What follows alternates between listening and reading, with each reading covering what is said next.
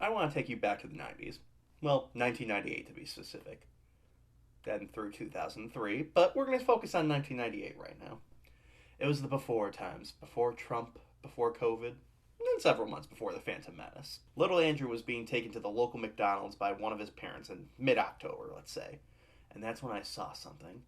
Something so awe-inspiring. The McRib was back. Oh, and this VHS was for sale. A cartoon based off of my favorite corporate mascot, created specifically to get me to buy more hamburgers and fries? The very things that are probably going to cause my heart to give out by 50? I need that shit. So I got it, and over the next few years got all but one of the following 5 installments. And today I'm going to look at all 6 installments of the Wacky Adventures of Ronald McDonald. Now let's play some B-roll that hopefully doesn't get this taken down, while I briefly talk about the history of these videos. Produced between 1998 and 2003, there were 6 straight-to VHS episodes? Movies? Specials? Adventures? Marketing gimmicks. Whatever you want to call them. They were produced by the animation studio that I most associate with the 90s and early 2000s, Klasky Csupo. You know, the makers of Rugrats, Ah Real Monsters, Duckman, Wild Thornberrys, Rocket Power, As Told by Ginger. Oh, and the first 2 seasons of The Simpsons. Yeah, isn't it crazy the people who gave us the innocence of Tommy Pickles also animated this? A long-lost half-brother, how Dickensian. So, any idea where this bastard lives? Bart! His parents aren't married, are they? It's a correct word, isn't I it? guess he's got us there. Bastard, bastard, bastard, bastard. Bart! Bastard, bastard, Bart! bastard, bastard. Though considering all of Duckman, I suppose it's not that crazy in retrospect. Anyways, these specials also had the talents of Mark and Bob Mothersbaugh, the Devo guys, composing all those earworm songs I'm sure our parents loved listening to on repeat every time we rewatch these things. It also had the voice talents of Charlie Adler as the Hamburglar, essentially doing his voice of Ickus from Ah Real Monsters, Pamela Alden, Dee Bradley Baker, and Christine Cavanaugh in what would end up being her final role as the voice of Birdie, who, side note, looks like a leftover model from Duckman. So with this much 90s talent, how could you go wrong? I mean, they didn't, or at least I don't think they did. I've rewatched them a few times in adulthood, and while they don't hold up nearly as well as Klasky Csupo's other products, I still think they have a certain charm to them. But is that actual quality, or just nostalgia? Well, I think I have a perfect way to test that out. Remember how I said I missed one? Well, I had a good reason. The last video, The Monster O McDonaldland Loch, I'll try and say that 5 times fast, was released exclusively on Klasky Csupo's website. A fact 2003 me did not know, so I never saw it as a kid or as an adult. Well, until now. So I'm going to rewatch the 5 I grew up with, overly analyze them of course, and then rate them on a 5-star scale. After I've done that, I'll watch the final one for the first time ever, and with a mostly nostalgic-free look, see if it's as good as the rest of them. Anyways, on to the one that started it all, Scared Silly, released on October 9th, 1998. Now, I will admit, this one was my favorite growing up, so I'm a little biased. And given its vaguely Halloween theme, it's easily the one I watched the most. Anyways, the adventure opens up with Ronald planning a camping trip for his friends. We have the typical McDonald characters of Grimace, Birdie, Hamburglar, and new characters like his cynical talking dog named Sunday. Man, you gotta get some stairs. And this random young girl. Thanks for having me along, Ronald. I've always wanted to go camping in Far-Flung Forest, but I've always been too afraid. McDonald's, are we sure we want to normalize kids getting into a clown car to go on a camping trip? You know, now that I think about it, McDonald's always has had that weird, hey kids, go with the adult dressed like a clown message in their products. He's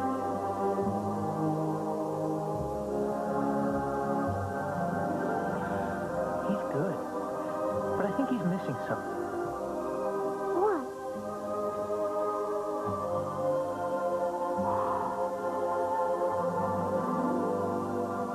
A friend. McDonald's wishes you a holiday season spent with the people who make you smile. Yeah. So anyways, this is Tika. I'm assuming an attempt at giving kids a, hey, I can relate to that character. How popular was she?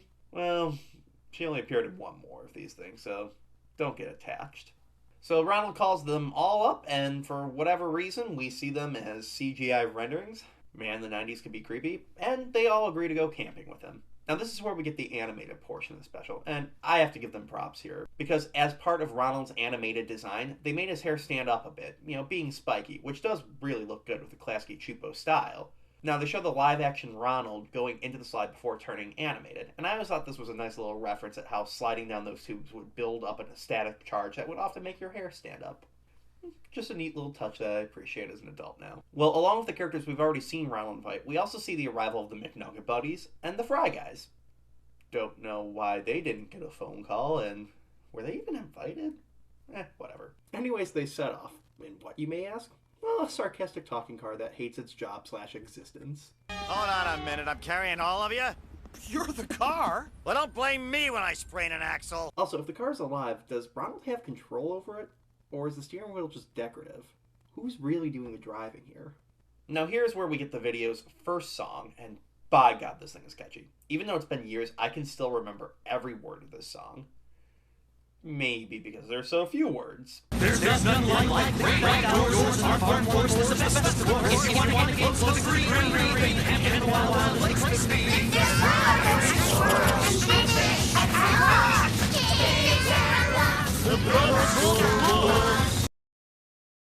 Now, I have no idea why they put this little effort into the first real song. Maybe Mark and Bob, forgot they had another song in here and they wrote this in a minute and was like, fuck it, just repeat it a few times. That's good. Come on, you were in Devo. You can do better than this. Now, I do have to say with one very notable exception, which we'll get into. The rest of the music in these specials is very catchy and does offer more variety. The background music is also very jaunty and reminiscent of their work on Rugrats, so I can't completely discount the music in this. It's just a very awkward first step. So after the song is done, they get to the woods and Tika is acting hella suspicious, dropping walkie-talkies and shit. Oh, yes, well, I brought this walkie-talkie in case we split up. We could stay in touch, but oh darn it, where's that other one? Like, how are you gonna lose any of these colorful freaks out here? Anyways, we then get our next song called Time to set up camp. Okay, fine, they repeat words a lot, but this time it felt fine. When finished, we see Sunday being, a dog, and going to chase. And he's stopped by a giant Rambo-looking squirrel. Like, look at it. He's taller than Ronald. He has camo pants on and a headband. Why does the squirrel have camo pants and a headband? Is McDonald next door to fucking Chernobyl? We're approaching a power plant. What have they done? Time to set up camp. Soon, though, the group begins telling scary stories to each other when a sudden thunderstorm approaches, forcing them to take shelter in a nearby creepy mansion. This is where the Halloween aspect comes in. Yeah, remember this one was released at Halloween time? It's called Scared Silly. Look at the box art again. It's spooky scary. But up until now, it's been downright pleasant, if not a wacky camping trip. Now in the mansion, they encounter a creepy floating head named Franklin, which is a cross between the Wizard of Oz's menacing persona and that weird, where did you learn to fly thing from that Cybermorph game. Anyways, Franklin begins to test the group with various traps, and while they are pretty basic, they do begin whittling the group down one by one. But meanwhile, Ronald is all cool and collective as his friends are fucking disappearing to God knows where. Oh look, more of my friends are potentially dead, but not gonna let that get me down. Ba-da-da-da-da, I'm loving it. What a piece of shit, Ronald. You're abandoning your friends to these traps, and oh, you think you're good at them? Oh yeah, let's see if you can do a crossover with the Saw universe. I want to play a game. Yeah, Ronald, try and remove that reverse bear trap off your head by finding a key somewhere in fucking Grimace's intestines and see if you can fucking remain calm. Wes, calm down. It's only the first McDonald's VHS tape. Should have done the Bionicle 2 commentary. Yeah, sorry, I don't know what came over me. Maybe I should stop doing this and we could review Scooby-Doo Goes to Hollywood together.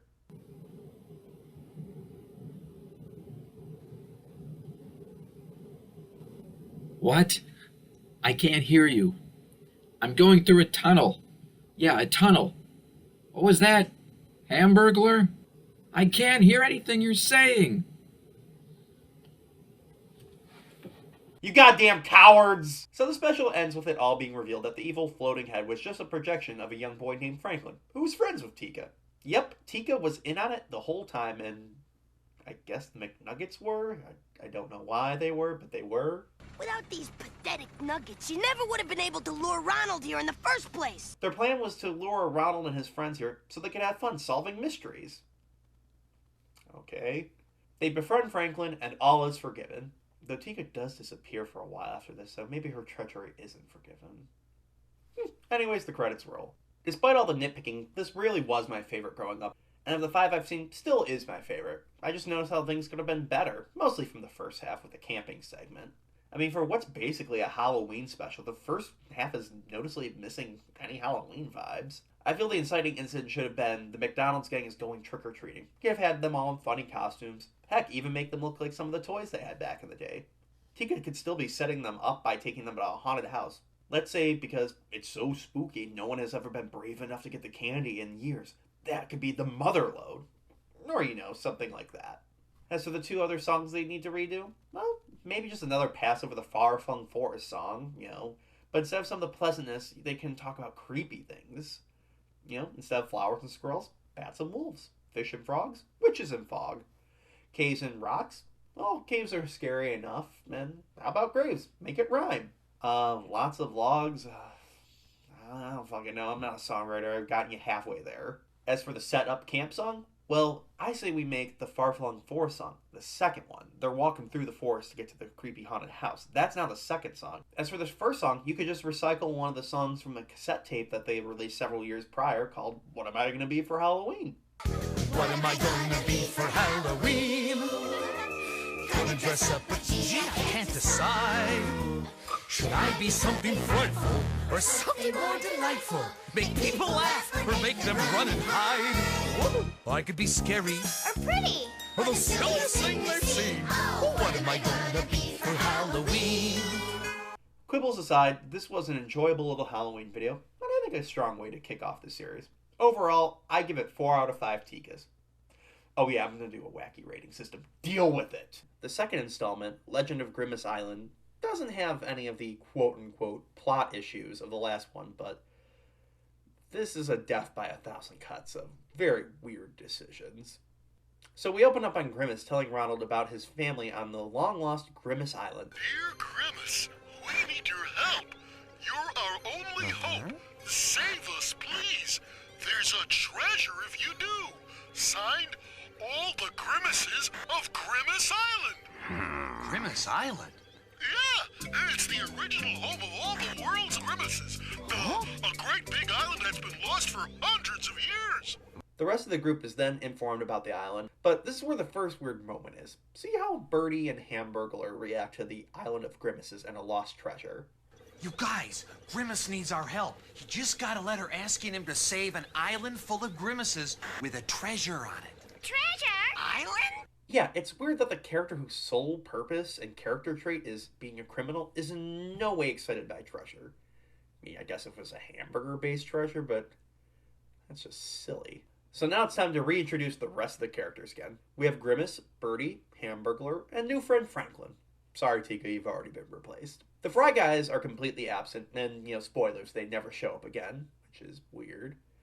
But we soon see the McNugget buddies who are back, teaming up with a scheming pirate and her henchmen to steal the Grimace's treasure.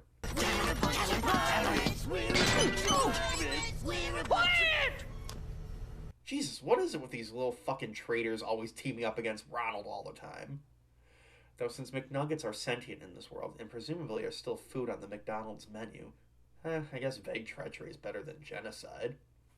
Never mind. Once out to sea, we hear the legend of Grimace Island, and oh boy, it's a Big Mac. Well, you see, once upon a time, bunches and bunches of oodles of years ago, there was Grimace Island. It was a happy place, a place where no one fought nor yelled, or invited yellow ducks to come dance with them at the Grimace Festival. You see, while now a lost civilization, Grimace Island used to be a well-known location, like Cleveland, I guess, that was rich with treasure. Okay, maybe not like Cleveland after all. And given the Grimace's good nature and self-described cowardice, a nearby tribe raided the island and stole all of the treasure, except for their most treasured treasure, which was safely hidden. Now, before I actually show the other islanders, I just want to remind you, this is just barely over 21 years old. This wasn't made in the 40s or the 50s, so, well, here's what they look like, and goodbye monetization on this, I guess. Well, one day, people came to the island and were mean to the friendly Grimaces. They heard about the Grimace treasure and knew that Grimaces were not very brave. So the mean people took the treasure away from the Grimaces and never came back.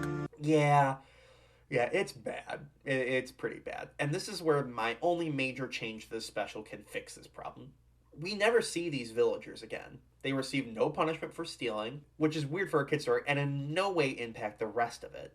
See, what I think we should have done is had the badass pirate ladies steal all the treasure.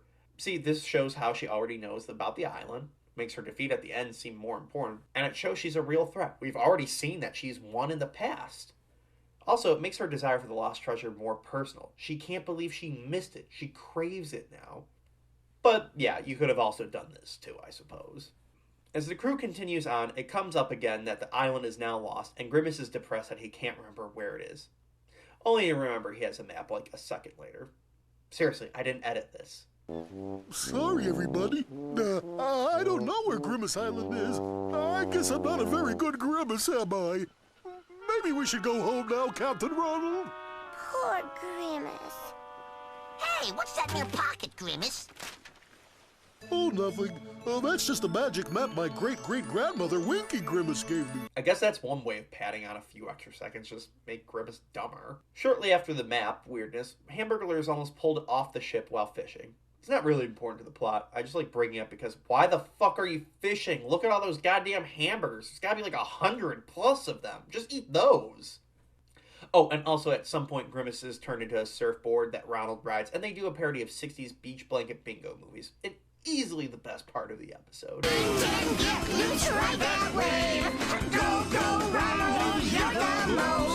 The coolest cat, Oceanside.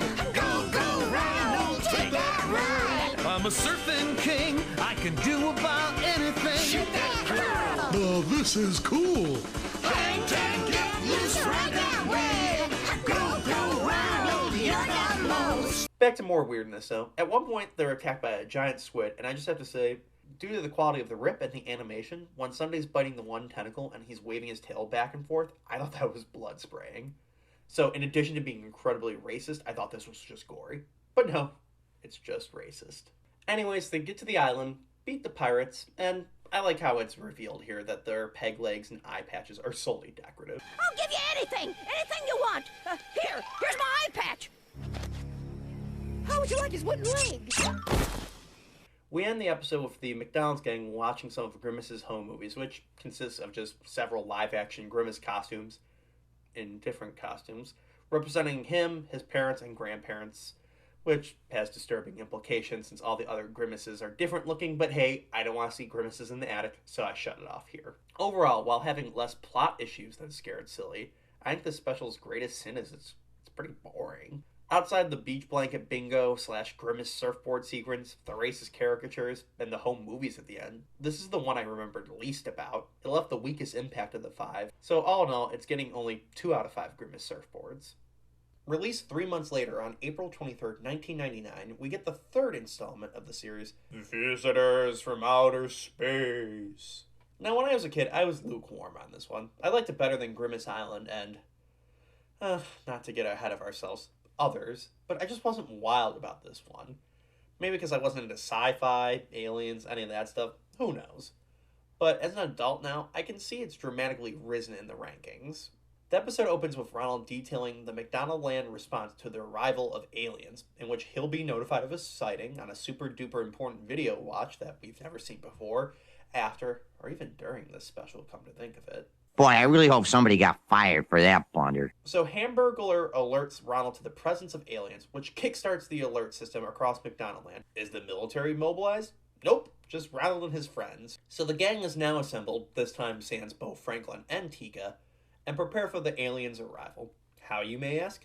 Well, by playing a song to welcome our new friends, of course. Goddamn hippies. Oh, aliens, we welcome thee. Yes, with our McDonald's symphony. Hey, with voices full and hearts inspired, we'll sing to you till we get tired. Of course, this is just another one of Hamburglar's schemes to steal all the hamburgers. Yeah, stealing hamburgers. Remember his sole character trait? Yeah, we haven't actually seen any of that in these specials. Well, shockingly, aliens do happen to show up right as this happens and accidentally trick Hamburglar into going on a vacation with them. The vacation sounds just great. Done deal. How long will I be gone for? Just one Kremlin. Oh, good. Which is 3,000 of your Earth years. What?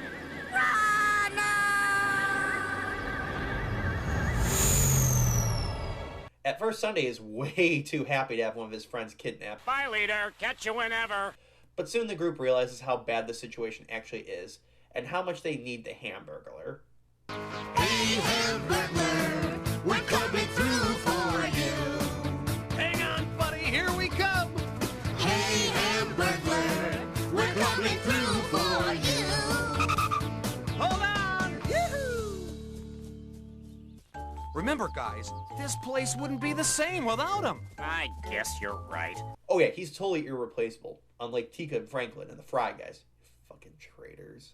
So the group decides to go rescue Hamburglar, and we see their spaceship is modeled after one of those old McDonaldland play places. Again, love the attention to detail. So now we get to the part that elevates this episode so much for me. The whole segment in space is just a visual wonderland. Klasky Chupo really got creative with all the aliens, situations, and whatnot the gang comes across here. The one thing weird I'll point out is, at one point the spaceship gets covered in ice cream, because of course it does, and then this happens.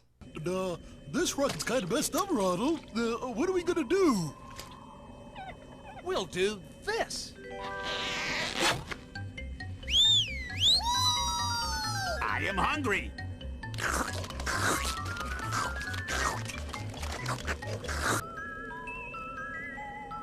Thanks for the help. I am hungry. That was weird. As a kid, I had no idea what the hell that thing was. Well, it was a reference to a commercial from the year earlier in 1998 that I somehow never saw. I am hungry. Look. Who's that? I am hungry. Well, I can see that. No. I am hungry. Oh, that's his name. It's weird that he's included, because from what I can tell, it was only the one commercial that this character appeared in. I don't know, maybe they were hedging their bets that he would appear more. I don't know. Meanwhile, on the spaceship, the Hamburglar gets a taste of his own medicine and gets pranked multiple times by the aliens and wants to go home. Rescue me, cause that's what friends are for. Rescue me, it's not fun anymore. Rescue me, don't you love a good prank? Rescue me, not right now to be frank. Rescue me, a Ronald gets door near. Rescue me, somebody get me out of here. Well, a bunch of hijinks ensue, and the aliens agree to let him go, and we all live happily ever after, now knowing that we're no longer alone in the universe. All in all, this is a really solid episode. Like I said, maybe even the best one. It beats out the other two previous installments in 3 categories. 1, the story and theme is cohesive the entire time, unlike Scared Silly. Aliens in space is what we're promised, and aliens in space is what we get. 2, unlike the Legend of Grimace Island, this one's more memorable and has a lot of great visuals. 3, the story has a moral that is well done, unlike the friendship, in Scared Silly, and be brave, but not by much more, in the Legend of Grimace Island. While Scared Silly is still my personal favorite, I can see the merits of this one being the best one so far. I give it 5 out of 5 I Am Hungries. Now, as mentioned, the first 3 of these came out in a short span of time, a little over 6 months when all is said and done, which, as a little kid, I enjoyed, but maybe they should have tried spacing them out a little bit, because it would be almost 2 years before we got the next release. So here's probably the best time to talk about the differences across the, 2 trilogies, so to speak. First, a pretty big difference. Jack DePecki, who played Ronald McDonald from 1991 to 1999, was replaced with Dave Hussey, who played Ronald from 2000 to 2014. A different Ronald? Well, it didn't really bother me back then. I didn't notice, certainly, and even now I have a hard time telling the difference between actors, so it's passable. The true difference with these later entries is that the intro and framing device were far different compared to the one that came before it. The intro for the first 3 is an upbeat pop song of Ronald getting ready with the help of a puppet Sunday that I've been trying to avoid showing because, by God, is it creepy. Fun fact, though, about the Sunday puppet, apparently in the first one, he's played by Vern Troyer. Go figure. The theme was an upbeat song about the coming adventure that would get you into the mood for the episode. It's getting even cooler, step into a new beat. Got it tingling inside me and it's spreading to my feet. McDonaldland is changing. Everything is rearranging. I can't sit still cause it's a beautiful day. And Ronald McDonald's got something to say. Now good morning in McDonaldland. Let's see what's happening first. The new theme song, however, is Ronald singing in various costumes to a still catchy song, but nowhere near as upbeat as the original. Bop, bop, bop, bop, bop, bop, bop. Come on! Bop, bop, bop, bop, bop, everybody! Bop, bop, bop, bop, bop, bop, bop. The wacky adventures of Ronald McDonald. Hey kids, did you hear the news? Time to put on your adventure shoes. Get ready for some big surprises. Adventures come in lots of sizes. We'll have fun, be outrageous. Wackiness is sure contagious. Come on, Hamburger, Birdie, Grimace too. I want you all with me, and that includes you. On the way to play, on the run for fun, going miles for smiles. Come on, everyone. We never know, no, what's around the bend. But we just can't wait. Adventures are great with all our friends. Let me hear ya. Bop, bop, bop, bop, bop, bop, bop. Come on. Bop, bop, bop, bop, everybody. Bop, bop, bop, bop, bop, bop. Oh, the wacky adventures of Ronald McDonald. The next difference is by far the biggest change we have seen to this series, the framing device. In the first three, the story is depicted as occurring that day. Ronald starts off, does a little banter, hops into the animated world, adventure happens, adventure concludes in live action. Now it begins with Ronald doing something, and something reminds him of an old adventure. Then he has a gimmick to start the cartoon, and then comes back to live action Ronald wrapping up the story. It's still fun, but it loses a little bit of the dynamic energy we got with the original series. You know, it felt like that every day was an adventure in McDonaldland. You know, like the much better song implied. Now it seems like his adventure days are behind him. He's wistfully remembering the good old days. But seriously, other than an occasional off-screen voice, he doesn't interact with anyone else, and it's almost like he's an elderly shut-in, or has chased everyone away from him. No one wants to think about a sad clown in isolation. God, that's depressing.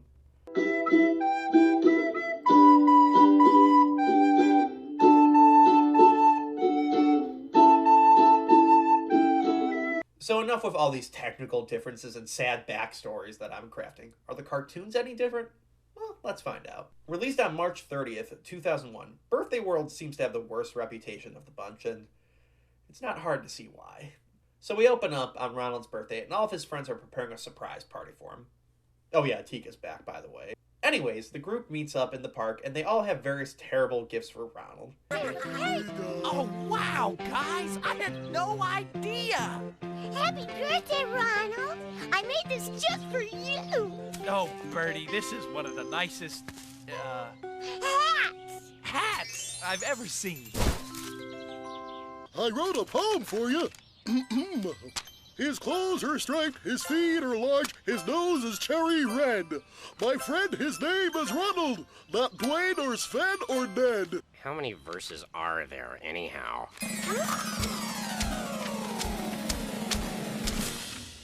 27. Ronald, I got you some silly glasses. Neat. I built you your own Ronald toy. Cool! I made you something dear to my heart. Sunday, you're the best. Hey, we worked out a special dance for you. Hit it!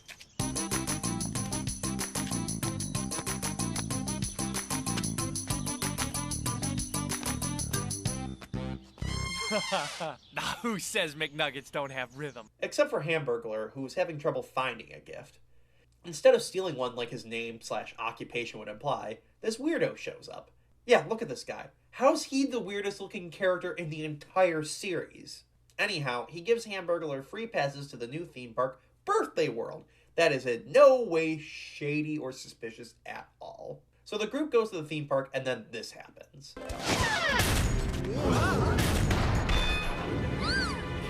The doors! Talk about a captive audience. Birthday World, brought to you by North Korea. Somehow the group decides this isn't ominous and decides to press on with their day. They soon find out that all the rides are actually terrible and sing a song about it. These rides aren't funny, they were built by a hack. If I paid money, I'd ask for it back. We don't want to stay here anymore. Never had a birthday like this before. Which in retrospect is the first really negative song in the series, so way to go, Birthday World. It broke Ronald's spirit. After experiencing all the terrible rides, the evil scientist, which is what I'm going to call him from now on, I don't think he has a name and I don't care to rewatch it to find out, lures the group onto a roller coaster, which is badass, but for some reason now the McDonald's gang doesn't like being on a cool ride. And solid steel restraints. Yippee! The ride of our lives! That's a bad thing. Then they should rename it. You let us out of here this minute. Sorry, no can do. Happy birthday, Ronald! Everybody just hang on! Can't make up your minds, can ya? Now remember in Scared Silly how the first song repeated multiple times and how annoying that was?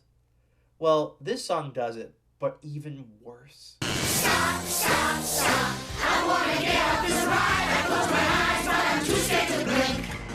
I'd like to fly, get away from that creepy guy. 'Cause anywhere else I'd rather be. Yeah, they reused the animation and even just straight up the same vocal tracks. At least with the Far-Flung 4 song, it's different animation and different audio takes. Anyways, the evil scientist now finally, does something evil.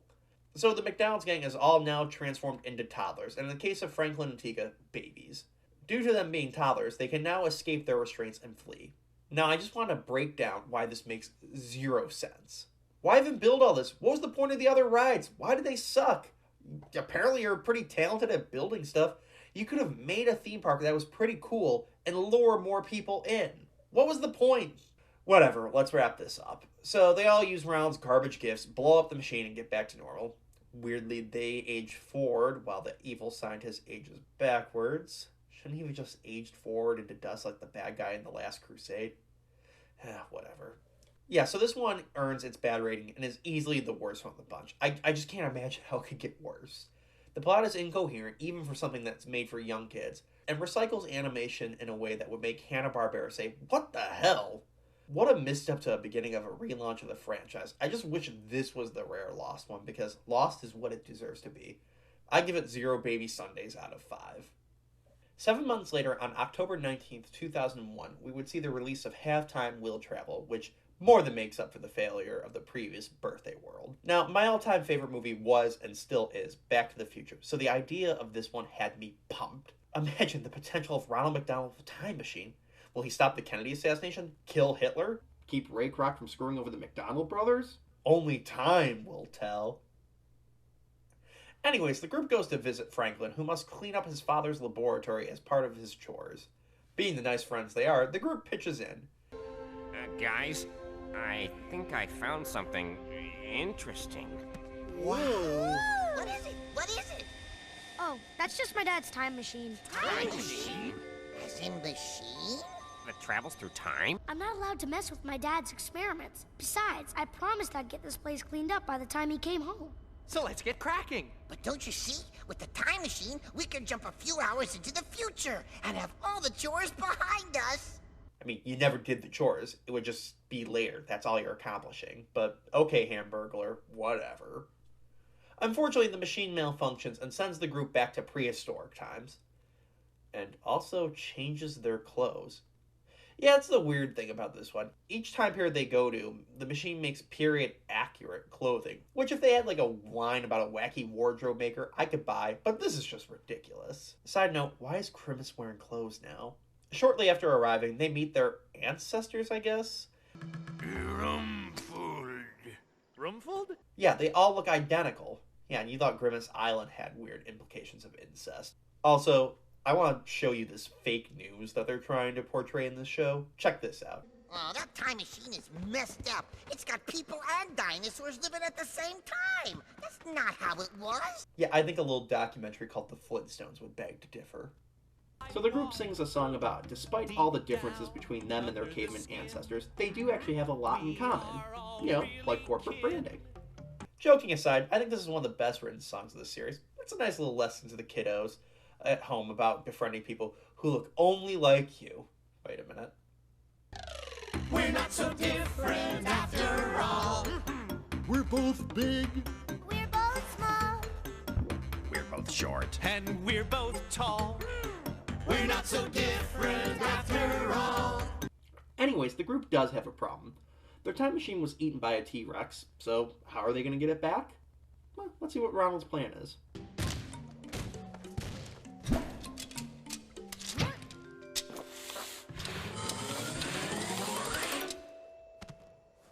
Okay, everyone, hop on.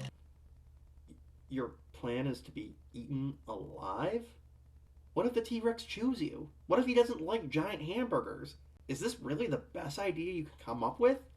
Come on, man, you're slipping. Surprisingly, that works, and the group is then sent to medieval times. They're attacked by a group of knights, and Ronald does this to protect the group. Well, it doesn't work, and Bertie is soon kidnapped, being forced to perform for a child king. If she fails to entertain him, she's going to be his dinner. Now that's dark, eating a sentient creature like that. Though again, McNuggets are also alive. And hey, where are they now that I'm thinking about it? Man, McDonaldland is messed up. Of course, through some physics-bending trickery, they save Bertie, and our group is off on to the next time. Before we get into that, though, I just want to highlight this one joke. This is not good. You can say that again. This is not good. Duh, I knew I was gonna do that. No reason. Again, just made me chuckle. They always have at least one of these that I find funny. Now they're in the Wild West, and they find that Hamburglar's ancestor looks identical to him. He looks just like you, Hamburglar. Only not as handsome. Henry H. Burglar II. What? Oh, that's my great-great-granddaddy. So anyways, Mad Dog Hamburglar. Yeah, I think people will get the Back to the Future 3 reference. Yeah, of course, it's everyone's favorite movie. What, you mean everyone hates that one? Well, they're fucking morons. Anyways, he's wanted by the townsfolk, and now they mistake Hamburglar for him. Now here's a small thing I think is a misstep. We never actually meet Hamburglar's ancestor here, just see him in the wanted poster. And you know, outside the prehistoric segment, we don't even see any more ancestors across it. Could have led to some fun moments, or just some life lessons along the way. Maybe Hamburglar sees where crime can lead you. Just a thought. Anyways, now low on fuel, Ronald gets the idea of using his McDonald's patch as a way of determining where the machine goes, though they're not home quite yet.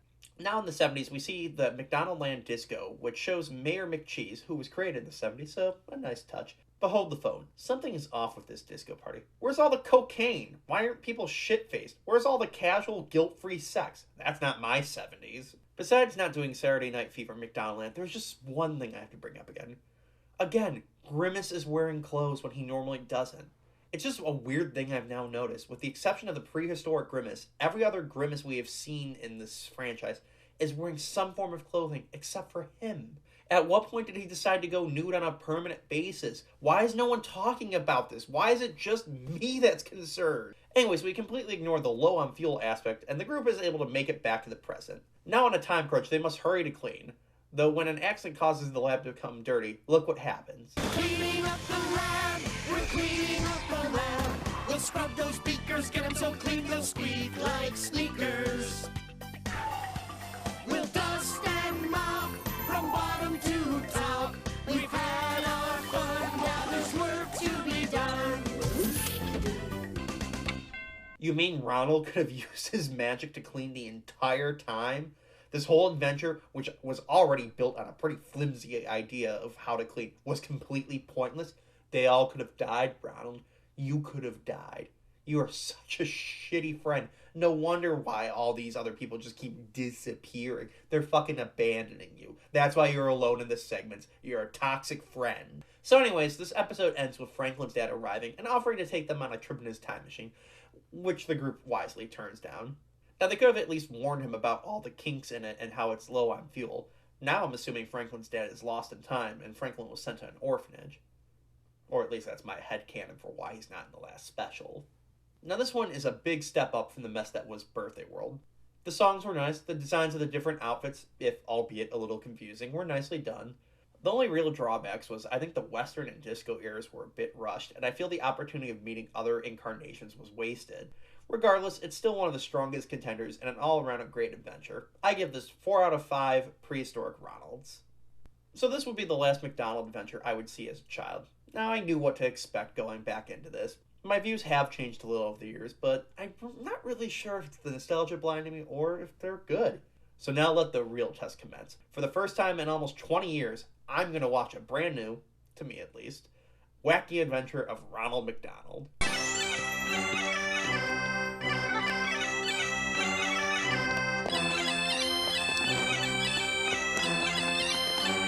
I'm sold already. So we open with Ronald in potentially culturally appropriated clothing, which, given the series' history, can go bad. So let's move on. Ronald talks about seeing monsters when this happens. Or has anyone ever told you they saw a monster and you didn't believe them?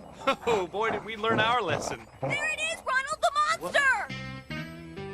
I thought you said there was a monster behind me. Monster! There it is, Ronald! 1, is that Godzilla? And the more important question is, who is this mystery voice? Is it supposed to be us? Is it one of the kids at home? Then why is it the voice of an adult? She's not a character. Is this just a prisoner that Ronald keeps locked up somewhere? It rubs the Szechuan sauce on the skin or it gets the hose again. It's just a weird thing to introduce in the last one of these. Anyways, the adventure kicks off with the arrival of the usual gang, again, minus Franklin or Tika for the second time. And the gang is off to the McDonaldland Loch to honor a dedication of a statue of Sunday's grandfather. Clowns rule McDonaldland and dogs rule McDonaldland Loch. Why not? So how are they going to get there, you ask?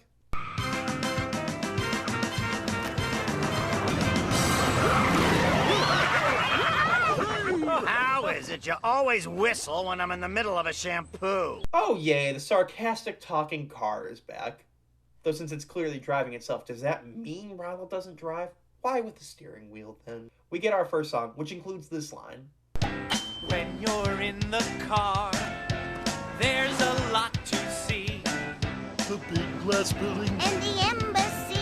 Embassy? To where? What are the geopolitics of this hellscape of a world? The embassy shows Mayor McCheese. Is he the ambassador? I thought he was the mayor of McDonaldland. But the main thing I want to bring up is this. When you're in the car, you see the greenery. The whole wide world is scenery. Going on a car trip, a very far trip. We'll watch the world go by. Under the clear blue sky, we're going on a car trip. There's the far-flung forest. I like the little nod to where it all began. When you add in the road trip angle in the car, it's almost like they knew this was going to be the last outing and themselves were a little nostalgic for the franchise. During the drive, we get the heavy-handed foreshadowed lesson of this one. Don't snitch. But then I also thought Bertie would keep quiet about my irrational fear of duckies. So hey, finally Bertie gets a spotlight adventure. I guess you could only have the Hamburglar learning not to be a shitty person or take shortcuts so many times. So I wonder what secret she'll be struggling to keep.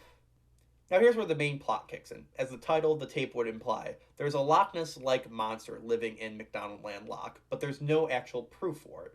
The crazy thing though is, Hamburglar doesn't believe it's real at all. Some say it exists, but no one's ever been able to prove it. Who'd be dumb enough to believe that? Like what?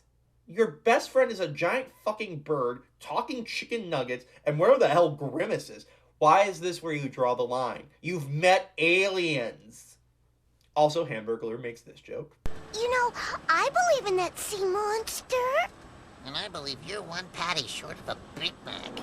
Again, just a funny joke I wanted to show. One per tape. They now must cross the water in... Wait, the car can turn into a boat? Why didn't you use them to get to Grimace Island? This is actually a gripe I now have watching this one. He could have been in the special a lot more. You could have made him the spaceship in the third one, have him age backwards in Birthday World, you know, turning him into a little Tyke's car. You could have even made him into the time machine in the last one. There are so many missed opportunities. Anyways, they sing another song, and the Hamburglar says this. Monsters aren't real. It's just a old story. Aren't real? The last time you were at sea, a giant octopus attacked you. What is your deal, you lying sack of McShit? Anyhow, they arrive at the loch. meet Sunday's relatives, and all agree to go looking for the monster. Meanwhile, the McNuggets find these two scientists who build a robot monster to try and trick everyone into thinking they found the real monster so they can collect the prize money.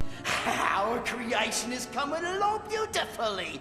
By the time we're finished with it, everyone will believe we found the monster of McDonaldland Loch. Don't worry though, this is the B story, so we're really not going to pay attention to this. Anyways, Birdie comes across the monster who can surprisingly talk. Ow! You got my hair. Painful. Not as bad as a paper cut, but it hurts. Though given everything talks in this world, maybe it would be more of a surprise if he couldn't talk. He begs her not to reveal that she's found him because he knows that the town views him as a monster and he fears for his safety. This is the most exciting thing that's ever happened to me. Oh, I just can't wait to tell my friends about you, especially Hamburglar. Won't he be surprised? Oh, but you can't tell anyone, please. It's not safe. The townspeople want to capture me. I mean, not that it matters. He could just swim away, right? Like, he doesn't have to say in this specific location. So she agrees to keep the promise, and then this happens. Bye-bye, Birdie. And don't forget, I'm your little secret. No one knows about me. Ugh, thanks for keeping your word. It's super important that you keep the secret. Don't know why I'm yelling this loudly if I don't want to be found. Remember, your promise to keep the secret. Anyways, Birdie is conflicted when the McNuggets accidentally activate the robot, which causes it to go on a rampage. The reason she's conflicted is she promised not to reveal the secret, but knows the monster could help. Luckily, Ronald saw the whole situation and says this. Birdie, don't you think maybe it's time we ask the real monster to give us a hand? What real monster? There is no real monster. You're not breaking any secrets, Birdie. I saw you talking to him. Dad? Ronald McDonald, why didn't you say something? I know how to keep a secret, too. Kind of weird muddling of the moral here. You know, it's okay to break a secret if others know about it, but only the people who know about it already. Also, it's not like she tells anyone else how to find him. She just begs him to come to town to help. So we've gone from keep secrets if friends ask you to it's okay to break secrets if it means helping people, but don't worry, a secret was never broken in the first place. Really dropped the ball on this one, guys. Regardless, the day is saved. The townsfolk now realize the monster is not a monster, and he becomes a valued member of society. They all go home, and we get a wrap-up to the mystery of the monster from the beginning. Monster! Monster? Oh, you mean Bernie? It is an honor to be here with the courageous workers at McDonald's. We then get one final send-off from Ronald, and the announcer sums up all the adventures we've had, ending with this. So keep watching. There's another wacky adventure coming soon. But unfortunately, there would be no more wacky adventures with Ronald McDonald. Overall, I like the music in this one. It was nice getting to see the Nazis scared silly in the form of the Cars return and references to the far-flung forest again. But I still think this is a rather weak entry. This isn't a factor of seeing it for the first time, though. At least I don't think so. The main problem is first with the evil scientists, and their robot is completely separated from the main characters until it gets loose at the very end. Their search for the monster and involvement with the robot is 100% removed from Ronald and the rest of the gang. That's bad when your main characters have literally no idea of the plot going on around them. Second, the most important thing is the moral. Trust is a huge lesson we have to teach kids, and it's a damn important one. So to bungle it this badly with half-baked loopholes and inconsistencies makes it worthless. Overall, this is a pretty meh way to finish off the series. I give it 2 robo-monsters out of 5. So where does that leave us with the series as a whole? Well, overall, these things were a lot better than they needed to be. These are essentially 40-minute commercials that were meant to ingrain brand loyalty to McDonald's in the hearts of children. They got top-notch animators in Klasky Chupo who were dominating the children's animation market at the time. Got the Devo guys for the most part to do catchy and creative songs, and came up with some pretty decent stories. Now, the quality of said stories were wildly inconsistent, at times going from great products to meh to let us not talk of Birthday World. Basically, what I'm saying is, I'm glad I had these growing up, and apparently I wasn't the only kid who felt that way. These tapes were apparently incredibly popular, with Wikipedia even saying that some McDonald's locations couldn't keep up with the demand. A simple eBay search shows that these tapes are very commonplace, with the exception of the last one, which again was released in small numbers. With this much effort put into it and its overwhelming popularity, that leads to the baffling thing with this series. McDonald's didn't know what to do with it.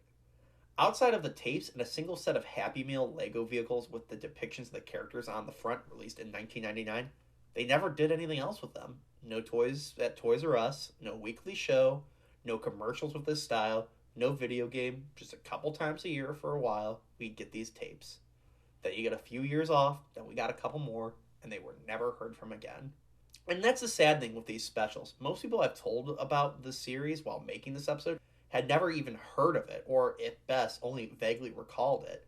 With how popular it seemingly was, it's insane to me that it's kind of a haze around it.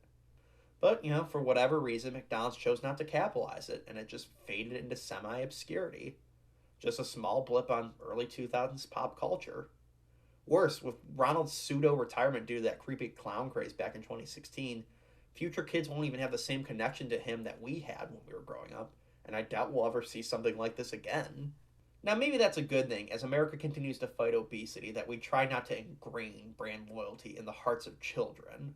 Still, there is something enjoyable with these tapes, and they'll always be a sentimental part of my childhood. Well, there you have it.